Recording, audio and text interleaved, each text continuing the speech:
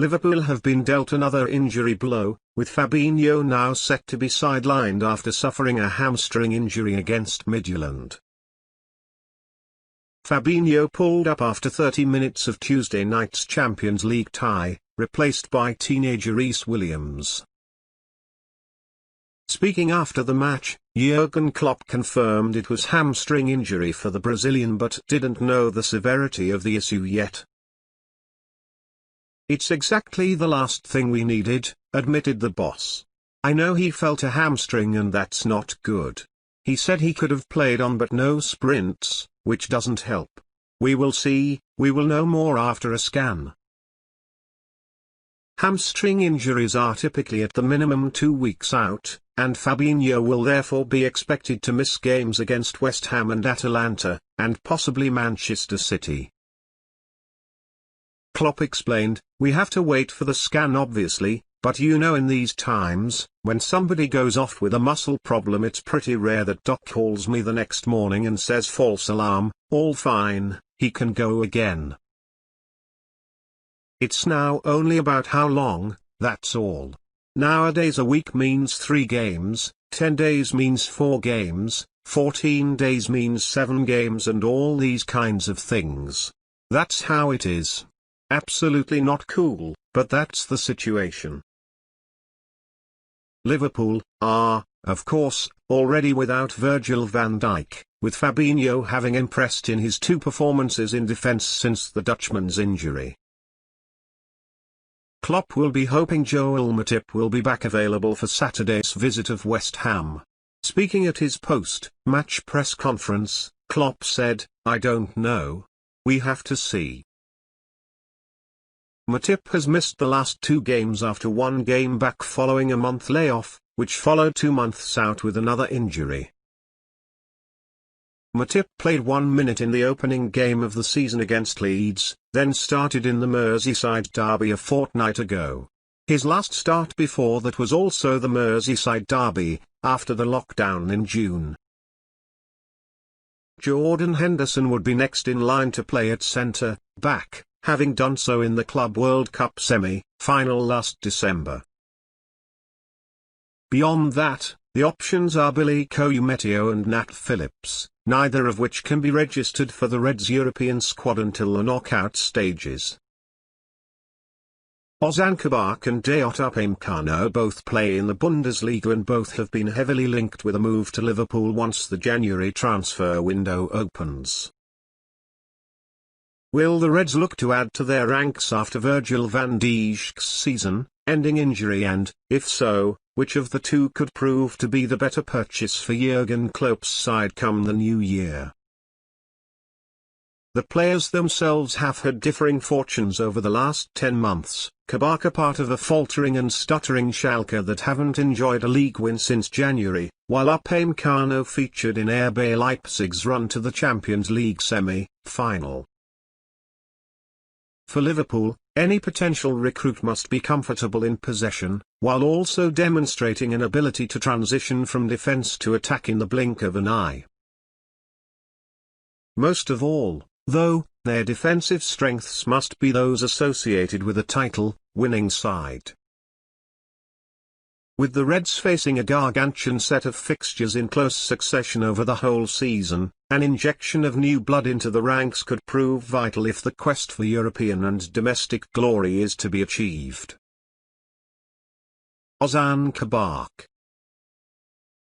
Joining Schalke in the summer of 2019, the Turkish international had initially joined Stuttgart in January of the same year, but impressive displays against Hannover, Gladbach and Wolfsburg soon earned him a move to one of Germany's big 3 clubs come the end of 2018-2019.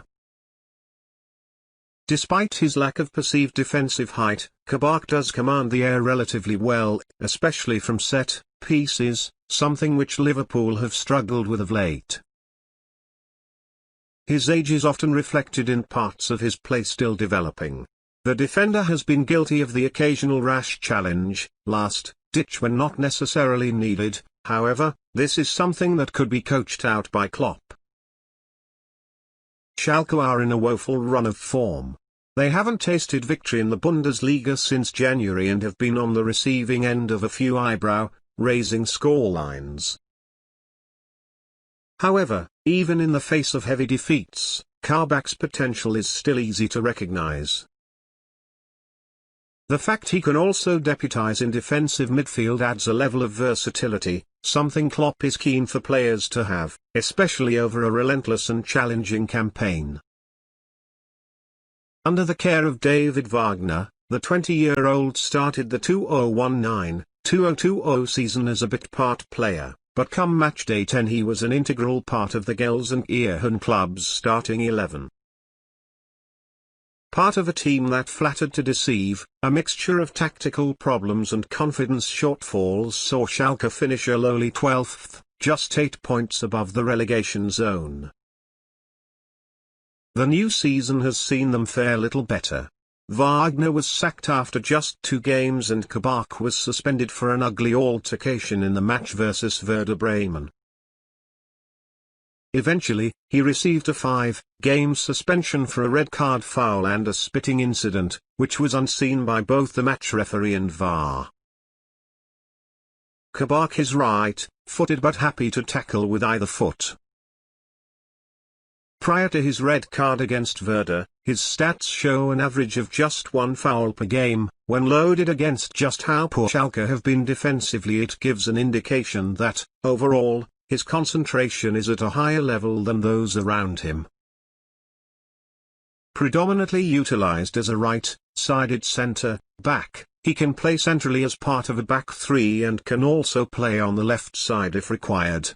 The spot left vacant by Van Dijk's absence. Happy to carry the ball out of defense, he would also offer Liverpool the option to drive the ball forward immediately when play is turned over. Registering an 84% tackle success rate over an entire season, Kabak is primed for quick transition football. Dayot Upamecano. Of the two, Upamecano will be seen by many as the more refined and ready product for a Premier League side. Chased by both Arsenal and Man United in the past, the Frenchman would be a quality addition to any squad he joined. Crucially for Liverpool, he operates on the left side of a Leipzig centre-back partnership, but can also play on the right should it be required. Joining Leipzig in 2017 from sister club Salzburg, the Frenchman quickly developed into one of the best young defenders in Europe. Described by ex-Leipzig sports director Ralf Rangnick as a wonder kid, Upamecano was lauded as someone who fitted perfectly into the club's style and philosophy. Under the close stewardship of Julian Nagelsmann, the 21-year-old has taken his game to the next level and, due to Leipzig's fast and hectic style of play, his ability to press and read the game quickly would suit Klopp's style to a T. Upamecano's passing and tackling stats are up there with the best of the Bundesliga and fellow professionals from across Europe. His ball recovery rate matches his retention ability, and his aerial duel rating from open play beats that of both Van Dijk and Joel Matip.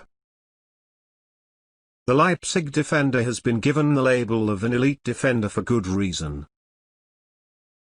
Stats site WhoScored record no significant weaknesses for the player, but a deep dive from The Athletic questioned whether he could adapt his game to play at a slower tempo, something Liverpool have moved towards during the non-stop 2020-21 campaign. A standout performance against Atletico Madrid during the Champions League Finals tournament in Lisbon saw him police Diego Costa out of the game, earning him a Man of the Match award from UEFA in the process. Any negatives associated with Upamecano are minimal, and by already demonstrating an ability to perform at the highest level he should face an easier transition to a new environment should the opportunity present itself in January. With both players' ages and release clauses almost identical, the more sensible option for Liverpool would be Upamecano. Having played for Leipzig, and being heavily involved in a Bundesliga title push and Champions League pursuit concurrently, his understanding of expectations would be higher than Kabak, who has so far only tasted disappointment with Schalke. However, if Liverpool are looking for a player who can deputise for a missing Van Dijk, then accept a lesser role once the Dutchman comes back, then Kabak could be the better avenue to pursue.